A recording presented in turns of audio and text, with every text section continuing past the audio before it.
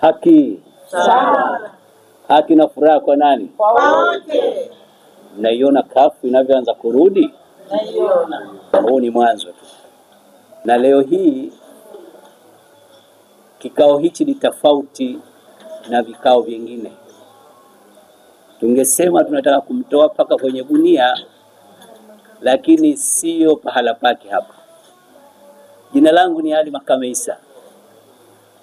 Ni naibu mkurugenzi wa siasa na matukio. Kwa sababu siasa ni matukio. Na kwa bahati ni juzi tu limetokea tukio. Kwa hivyo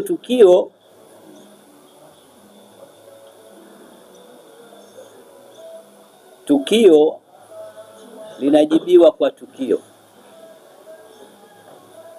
Na kwa sababu ilikuwa ni tukio moja muhimu sana kwa taifa letu. Ni tukio muhimu sana kwa Tanzania na kwa Zanzibar. Watanzania wengi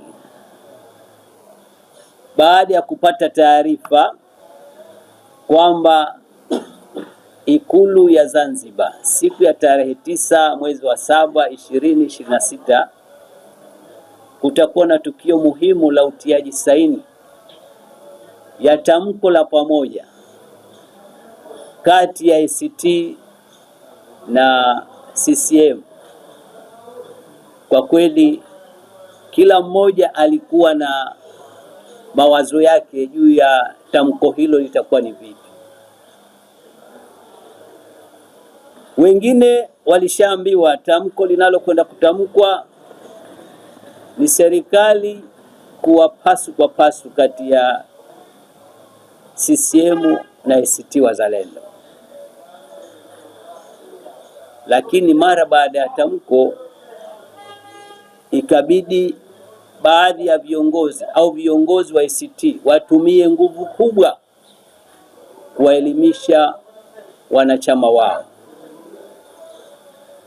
Sasa chama cha wananchi kafu Zanzibar, kwa sababu jambo lililotokea asili yake lilitokea Zanzibar. Kwa hivyo, na sio kwamba lilitokea Zanzibar tu, lilitokea na mdau mkubwa asili yake ilikuwa ni CCM na kafu. Kwa hivyo, licha ya kwamba viongozi wetu walialikwa, hata mimi nilikuweko kule, lakini tulikuwa na mambo ya kujiuliza mara baada ya kusomwa tamko, na tukasikiliza hotuba 3.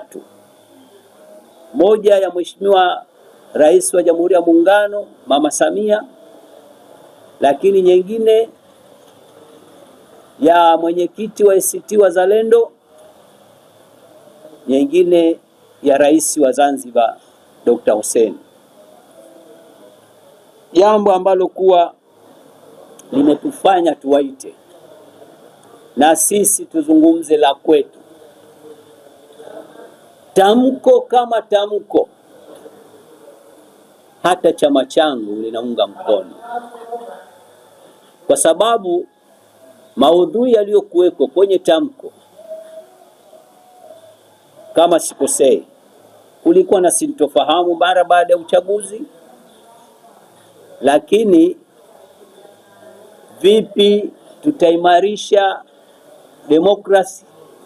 Vipi tutaimarisha umoja wa Zanzibari kisiasa, kiuchumi, kibiashara na mengine ambayo kwa yamezungumzwa, lakini kiufupi ni kuimarisha amani tulionayo kwa faida ya Wazanzibari, umoja tulionao kwa faida ya Wazanzibari,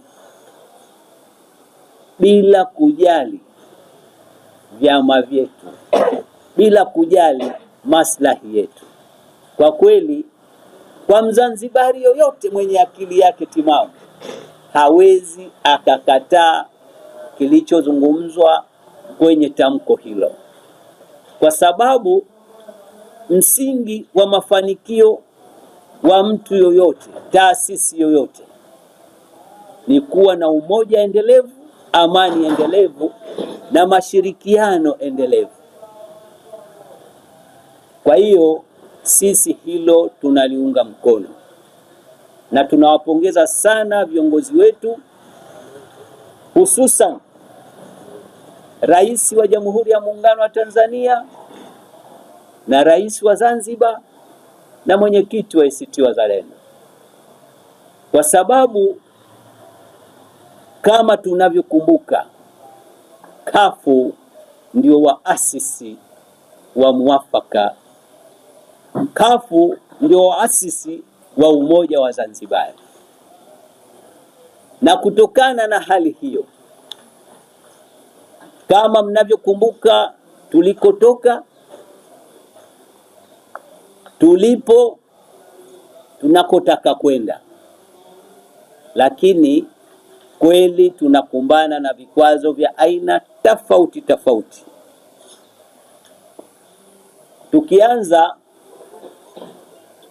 kuchambua hotuba za viongozi juu ya tamko, Mheshimiwa Rais wa Muungano alizungumzia maridhiano si udhaifu. Ni kweli maridhiano si udhaifu, lakini watu wanapogombana, unaambiwa kuna dalili tatu za mtu mnafiki. Ya kwanza, akiahidi huwa hatekelezi. Lakini la pili, akiaminiwa hufanya hiana, na anapogombana yeye hung'ang'ania tu ugomvi, hung'ang'ania ugomvi. Hata watu wakitaka kufanya suluhu yeye hataki. Kwa hivyo maneno yaliyozungumzwa na viongozi wetu na ahadi nzuri zilizotolewa, kila mmoja atajiweka pahala ambapo kwa anajua hapa ndio pahala pangu, katika sifa 3 au 4 za mnafiki. Lakini tunachowakumbusha viongozi, tunachowakumbusha Wazanzibari, tunachowakumbusha Watanzania, huu muafaka haukuanza jana. Muafaka asili yake, tumepita katika mlolongo wa mambo mengi, hatuna haja kuchambua moja baada ya moja. Lakini muafaka uliokuja tupa wasiwasi wa mwanzo akiwa Rais Dr. Salmini, aliyokuja usaini Mheshimiwa Haji Mkemwa na Mzee Mlo. Watu wakasema jambo kubwa hili iweje wasisaini maraisi, wanasaini hawa. Lakini tukaendelea na figisu mpaka tukaja tukafikia pahala pakuwa na serikali ya umoja wa kitaifa, umoja wa Wazanzibari. Umoja wa Zanzibari haukuletwa na CCM na kafu, lakini waliosimamia kuuleta umoja wa Zanzibari ni CCM na kafu, na ndio mwisho wa mijadala yao waliokuwa nayo CCM na kafu, ikazaliwa serikali ya umoja wa kitaifa. Tunashukuru viongozi wetu wakati huo, marehemu Maalim Seif Sharif Hamad alikubali kuacha madai yake kwamba kila uchaguzi unaokuja na nyang'anywa, nafanya hivi. Wakaenda wakakumbatiana na Dr. Sheni, wakati umma ulikuwa umejipanga bwawani, wanataka kufanya vurugu. Kwa bahati siku ile, siku ya 3 yake, mimi nilikuwa pamoja na Maalim. Anaambia, bwana wenzangu, akanikumbusha, bwana Maalim, kumbuka tulichokubaliana juu ya kuelekea umoja wa Zanzibari. Wale watu kaondoshe pale bwawani, watauliwa. Maneno hayo Maalim anatuhadisia sisi tuko watu watatu na yeye mwenyewe wanne. Asema nikamtuma Jussa akawaondoshe. Wakenda Jussa akatukana. Nikamtuma Nasr Mazrui, wakamkataa. Nikatoka mimi mwenyewe, wakaanza kunikataa. Nikaambia basi ikiwa mnasema mimi ni rais wenu, si rais wenu tena, shajuzuru. Wakakubali, nikawachukua mpaka darajani. Matokeo yake akenda akatekeleza takwa la Wazanzibari. Wakakumbatiana na Dr. Sheni. Dr. Sheni akatangazwa, tukaanza serikali ya umoja wa kitaifa. Serikali ya umoja wa kitaifa haikuwa chaguo la kafu au la CCM, ilikuwa ni la chaguo la Wazanzibari, na ndio waliokwenda kwenye kura ya maoni. Matokeo yake asilimia karibu 69 au 70 walikubali serikali ya umoja wa kitaifa. Tunashukuru na tunaombea dua viongozi wetu wale, na hususan marehemu Maalim Seif, Mwenyezi Mungu amsamehe makosa yake na amlaze mahala pema peponi. Baada ya serikali ya umoja wa kitaifa, kulikuwa na mambo mengi yaliyotakiwa yafanywe ndani ya serikali ya umoja wa kitaifa. Wakati huo mwanasheria mkuu aliyetengeneza mfumo wa serikali ile alikuwa ni miongoni mwa waliotengeneza, mmoja ni Othman Masoud, ambaye kuwa leo ni mwenyekiti wa ACT Wazalendo. Aliyetengeneza mfumo, aliyechangia mfumo huo wa serikali ya umoja wa kitaifa, umoja wa Zanzibari, mmoja alikuwa ni mwanasheria mkuu wa serikali wakati huo akiwa Othman Masoud.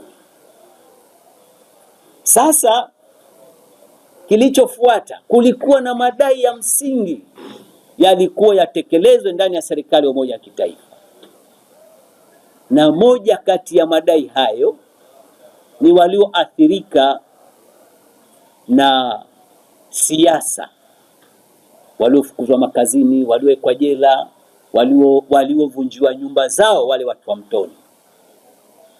Lakini jambo la kusikitisha, pamoja na kwamba manguli wa kisiasa walikuwemo, lakini takwa la watu wa Zanzibari lile walilotaka hawakulitekeleza kikamilifu, na wakiwemo wanasheria nguli, wasomi waliobobea, akina Omo kama tunavyozungumza. Wakati huo yeye akiwa ni mwana CCM kindakindaki. Tulijaribu kulikumbusha. Kwa bahati muda mfupi mara baada ya serikali ya umoja wa kitaifa ikaja ikazama meli ya Spice. Mimi binafsi Almakano nikatoka mpaka kwa makamu wa kwanza Rais Maalim Seif, Mungu amrehemu. Nikamwambia Maalim, watu wengi wamekufa ndani ya serikali yenu. Angalia, nyumba moja wanakufa zaidi ya watu 6-7 kwa meli. Twajua utaratibu wa meli zinakuwa na insurance na haiwezi kutembea bila kuwa na watu hawa. Mnafikiriaje? Kuna wengine wamepoteza mali zao, wafanya biashara ni maskini. Ninachokwambieni, nikamwambia Maalim maneno haya, Maalim, kumbuka wewe wakati unasoma unateremka meli bandarini pale, ile figisu ya kwenye mlango wa meli kutoka, hebu fikiria vifo vyao watu hao vilikuwa vipi? Na leo serikali inashindwa kuwafikiria namna gani ya kuwafidia watu hawa. Itakuwa hatukuwatendea haki Maalim watu hawa. Rudi nyuma ufikirie sana maisha ya watu. Kuna nyumba nyingine watu 5-6 wamekufa, familia moja. Nawaambieni waandishi, haki ya Mungu Maalim yalimtoka machozi, alilia akifikiria jambo hilo. Wakati huo mwanasheria mkuu ni huyu Othman Masudi. Lakini nikawaambia, fikiria watu wa Mtoni wamevunjiwa nyumba zao bila makosa. Tume imeshapita, hawa watu walipwe. Mbona hili jambo mnalisahau?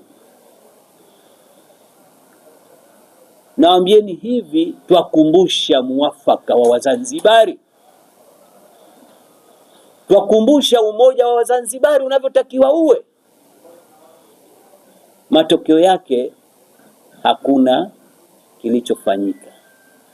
Sasa kilichotokea kabla ya umoja huu wa muafaka huo, kama mnakumbuka, kulikuwa na wazee wa Pemba wakatangaza kujitenga baada ya kuona kwamba mazungumzo ya CCM na kafu hajapata muafaka na nini, wakasema bora kujitenga sisi.